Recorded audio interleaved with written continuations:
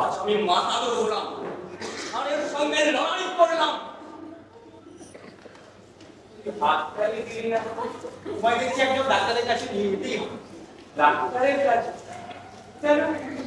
তোমার কি হয়ে ভূতে ধরেছে? কেসে ভূত নয়, মাতালো।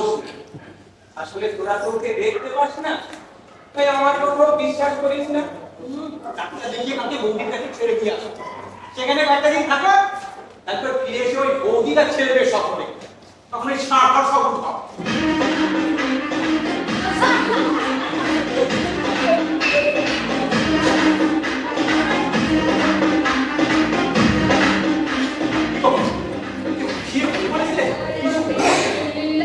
আমি মানে সেভাবে তোমাকে ঠিক করতে হবে না, ভুলো করতে হবে। আমি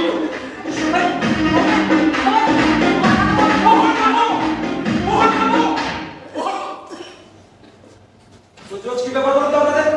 আমার এত করে গান চালিয়েছেন, কালকে এত করে বলা সত্ত্বেও কেন প্রত্যেকটা দিন ডিস্টার্ব করছেন? আরে ডিস্টার্ব তো আপনি করছেন বসে। চুপ করা ফেলে করে দেবে।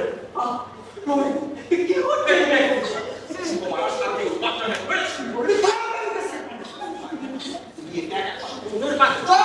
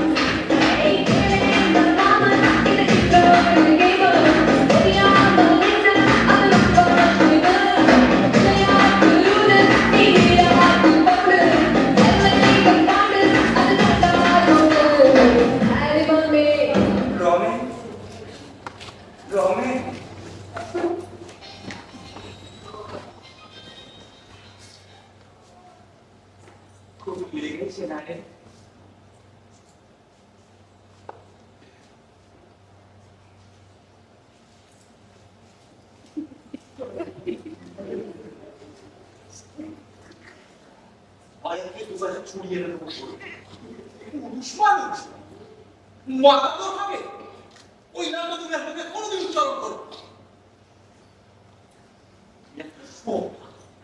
কেন্দ্রবোধ আসলে তোমার মেরুদণ্ডটাই নেই দুজন মিলে রুখে ধরো না খালি বেশ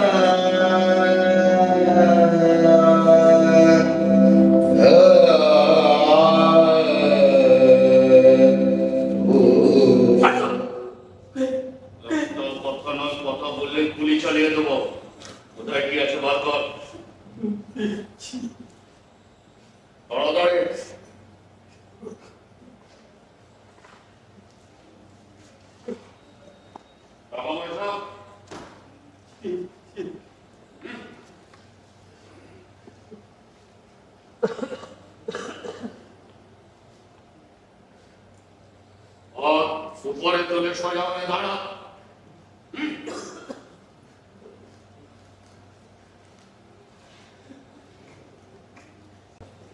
জানি শুনি আমার শুনে প্রায় কেন ওর স্বপ্নে হঠাৎ মাতাদর আসছে কেন আসলে কয়েকদিন আগে ম্যাগাজিনে একটা ছবি দেখেছিলাম একটা বিরাট ষাঁড় শিং নিচে ছুটে আসছে বেশ লাগানো জ্যাকেট পরা একটা লোক হাতে লাল রুমাল নিয়ে মুখোমুখি দাঁড়িয়ে আছে ঠিক করেছিলাম ওদের মাথার উপর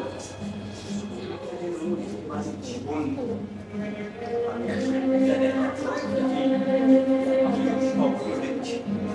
স্পষ্ট দেখতে পাচ্ছি আসছে লড়াই করছে আমার কথাগুলো কেউ বিশ্বাসই করছে না কেন আমার ভয় বলতে ছবিটা তোর মনে খুব দাগ কেটেছিল তুই খুব ভেবেছিলি তাই ওটা বারবার ঘুরে ঘুরে তোর কাছে আসছে স্বপ্নটা আসলে কি বলতো আমাদের সারাদিনের কাজকর্ম চিন্তা ভাবনা ভালো লাগা মন্দ লাগার একটা জল ছবি আবার অন্যদিক থেকে দেখতে গেলে তোর যা বাসনা অথচ তুই পূরণ করতে পারছিস না সেটাই স্বপ্নের হাত ধরে আসে তো সাহসী হতে ইচ্ছে করে যারা অন্যায় করে জুলুম করে তাদেরকে রুখে দিতে খুব ইচ্ছে করে কিন্তু পারি না ওই তো পারিস না বলেই স্বপ্ন তোকে হাত ছেড়ে দেয় তুই ভাবছিস হ্যাঁ আমি স্পষ্ট শুনতে পাই মাথা দৌড় যেন বলছে ওঠো যাও লড়াই করো ষাঁড়ের সঙ্গে ষাঁড় মানে হিংস্রতা অশুভতা আর মাথা দৌড় হলো শৌর্য বীরত্ব আর সাহসের প্রতীক সাহস চাই সাহস নইলে হিংস্র ষাঁড় তোমাকে ফালা ফালা করে দেবে হ্যাঁ মাথা দৌড় তাই বলে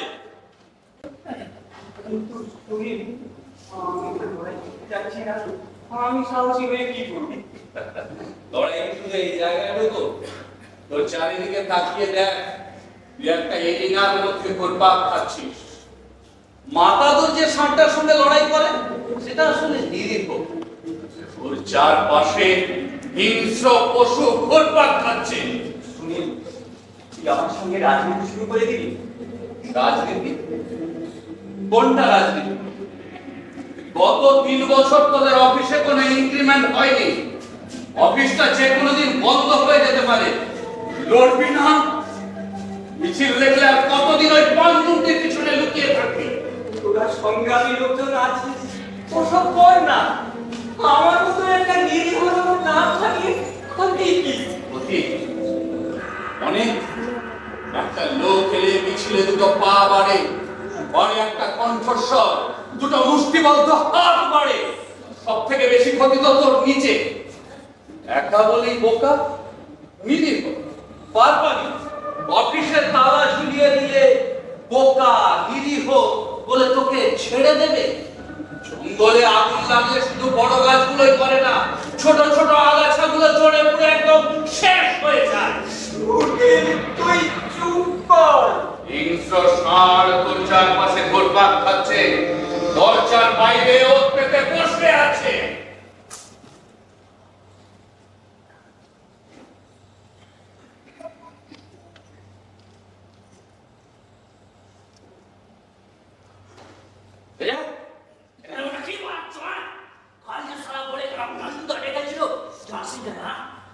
আসলে কাল অফিস থেকে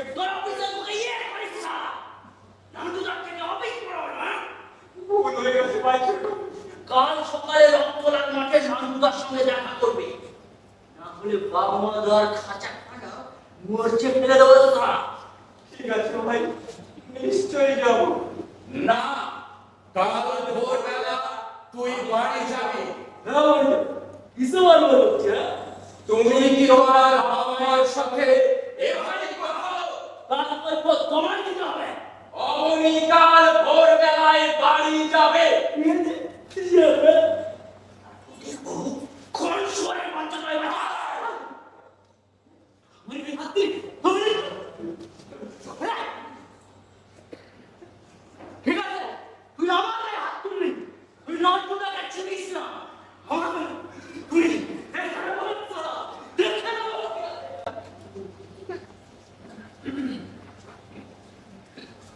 তুই কি করলি সুনীল?